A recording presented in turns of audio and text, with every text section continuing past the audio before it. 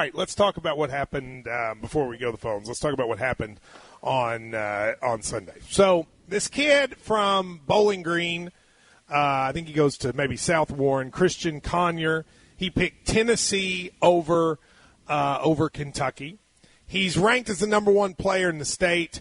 I've never seen the kid play, so with football, I trust people's judgment. At the same time, football is not like basketball. Like a dude can be – I always use the example of Josh Allen. Josh Allen was the lowest-ranked recruit in our lowest-ranked recruiting class, and Freddie Maggard told me at the beginning, he said, the best player we have is Josh Allen, and I was like, Freddie, you're an idiot.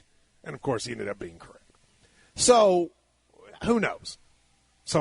But it's not – but we lose him to Tennessee. He's the number one player in the state, and on paper, that's bad. That's from an area where we get a lot of kids. Mm-hmm. We've had a lot of kids from Bowling Green.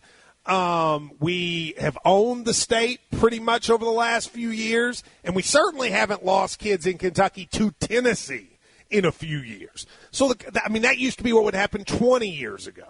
So it is a very disappointing loss when it happened. And it sort of got me thinking just overall about the situation because UK, I think, thought they had a really good shot at him, and they didn't get him. And immediately after it happened, I started getting messages that were sort of saying, this is a problem. Not so much this one. I don't want people to get caught up in this kid. I don't know why this kid chose Tennessee. Tennessee fans were all like, you all offered him more than – I don't know anything about this kid. It's not about this kid. But let's just look at some facts. Factually, Kentucky has done an amazing job in recruiting in the last 10 years. Recruited, the best way to put it is punched above their weight. They're coming off a 10-3 season in which they won the Citrus Bowl, and they have a quarterback that is getting Heisman and NFL draft hype. In theory, this should be the best that they've ever been able to recruit. This should be the class where all the success they've had pays off. This should be the one. But at this moment, they have fewer commitments than they've had at this point ever. They're ranked like 50th in the country. Now, some of that is because they don't have as many players committed as other schools, but even in their average player commitment, they're like 40th. Which is lower than it's been for them. And the other practical point is they've lost kids that they normally wouldn't have lost. And I think the one Sunday is an example of that. And I don't really care if people disagree with this. This is just a fact. Believe it or not, it's fine. But on this issue, I know what I'm talking about. Kentucky is behind on NIL. Now, not so much about when they get here. Will Levis is doing fine. Oscar is doing fine. Wandell, if he had come back, would have made doing plenty. fine. It's not so much about the guys who are here and have success. Businesses in Kentucky are stepping up, and for the Will Levises of the world and the Oscar Tshiebwes, they're doing just fine. But there's this gray area going on right now about recruits and what is allowed. And the reality is we don't have any idea what is allowed. But here's what we know is happening. At all these schools across the country, there are collectives that have been created that are saying to players, you know what? If you end up here, we'll be having this. Now, I've been told that initially they were doing it explicitly. Sign here, get this. That has now been ruled illegal. But the sort of more, careful approach. There's this pot of money, and man, if somebody like you came, it'll be here, is by all accounts legal. And if it's not, 40 schools are doing it, and Drew, they ain't going to punish every one of them. Nope. Louisville's doing it. Tennessee's doing it. All the schools in the SEC are doing it, except us. We're not. Mitch has made it very explicit that coaches are not even supposed to hint at that stuff. Now, if you didn't see the video, there's a Texas A&M coach on video this weekend pointing and saying, if you come here, all those people are giving you money, pointing to I was about to bring that up. Looks all those players in the eye, points at the suites, and says, that's the people that take care of you. And that's the official video of a recruiting visit. So clearly Texas A&M ain't scared doing it. No. And Barnhart has basically told everyone nothing like that. And if I hear it, they can't come. Now, is that the smart play? I don't know. Do I think the NCAA is going to punish every school in the country but us? No, I don't. Might they punish A&M for literally promising people the day they signed a certain amount of money? Maybe, although I doubt it. Are they going to punish Tennessee for the $9 million quarterback? Maybe, but I doubt it. But I can guarantee you they ain't going to punish something that 50 schools are doing. That's just not going to happen. Just look at what's happening at Louisville. You think they're going to get upset at us when Louisville literally has a shoe company promising the number one running back and the number one? No. But Mitch is being so careful. Maybe you think that's a good idea. Here's the reality. We are losing because of this. And the staffs of both football and basketball, they're tired of it. Now, basketball, it doesn't make that big of a deal because in basketball, we are a national thing. Cal has got his whole aura. The NBA picks, they can get past it. And it's 10 people.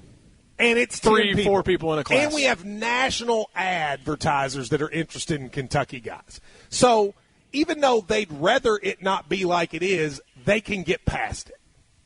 But in football, we can't get past it. Just look at what's happening at Louisville and look at this kid from Tennessee. Now, again, I'm not saying we lost this kid because of this, but we haven't been losing kids like that, have we? No. So they're frustrated. And they can't say it publicly. I mean, you can't call out your boss publicly. But I know they think this has to change. And if Mitch doesn't loosen the reins, everything they've spent building has a chance to go away. Now, if this class doesn't end up great, they can survive that. It's one class. They had great classes the last 2 or 3 years. But we're already seeing people committing for the next year. I had one person tell me, Matt, comes down to this.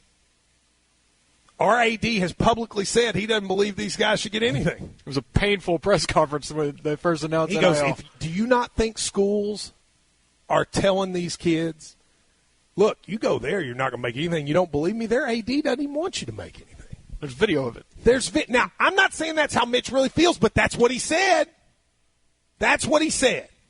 And when he said that, that is being used against Kentucky in recruiting because now they can't promise the money, but they can say when you get there, you're going to get this. They're looking and going, when you get to Kentucky, their AD doesn't even want you to have any money. That has to change. And I like Mitch Barnhart. I think he's been an amazing AD. We came in 7th in the Directors' Cup. Folks, we're not even a warm weather school. No. And we came in 7th in the Directors' Cup for all sport. That's amazing. We're starting to dominate Olympic track. Exactly. Mitch deserves all the credit in the world. He has built program after program. Virtually every program on campus is better now than it was when he got here. All praise to Mitch. He's one of the best ADs in the country, and he may be the best AD we've ever had here. With that said, times change. Okay? Kodak was the best film company in the world. And then film didn't matter anymore. And now, what does Kodak do? I don't know. I'm sure they do some things, but they don't do film. And if they've survived, they've shifted to something else. Mitch has got to shift. He just has to. And if he doesn't, and if he can't, he has to step aside. I don't want him to leave. He's been a great AD. But he's got to shift his philosophy because if he doesn't, we are going to fall behind. I'm not worried about Cal in basketball, but what about when Cal leaves? What about the next guy? Are you going to be able to recruit as good a coach if he knows he can come here and he can't do NIL? Mm-hmm. Football. I don't think Mark Stoops would leave now. But if all of a sudden he's recruiting with one hand behind his back, I don't know. What about Vince? Vince is one of the best recruiters in the country. You think he likes losing guys to two-bit recruiters that don't work as hard as him? What do you think he's going to do? They have to change, and they have to change now. And I don't care what Mitch thinks personally. It's irrelevant. I am not a fan of a lot of things that happen in government. But once they're the law, I've got to try to find a way to make it work. Right? Mm-hmm. When Mitt Romney ran for president, a lot of people got upset because he only paid 2% of his income in taxes. And you know what I said? I agree the tax code's ridiculous. It favors rich people too much. I agree. But you know what? If that's the code, it's Mitt Romney's job to do it as best as he can for himself. Yep. It's not his fault. Blame the code, not him. Same thing here. You don't like these rules, Mitch? Sorry. We got to do it. And it makes no sense for us to have a harder process than everybody else. It doesn't. And I'm telling you, this is my feeling, but I ain't the only one. These coaches over there, they feel the same way. And one of these days, the story will be fully told about what happened with NIL, with the legislation, and everybody will see that's where this split started. And it's Mitch has got to fix it. He has to. If he doesn't, Kentucky football, the decade of growth, will collapse, and it will do it quickly if we're not careful.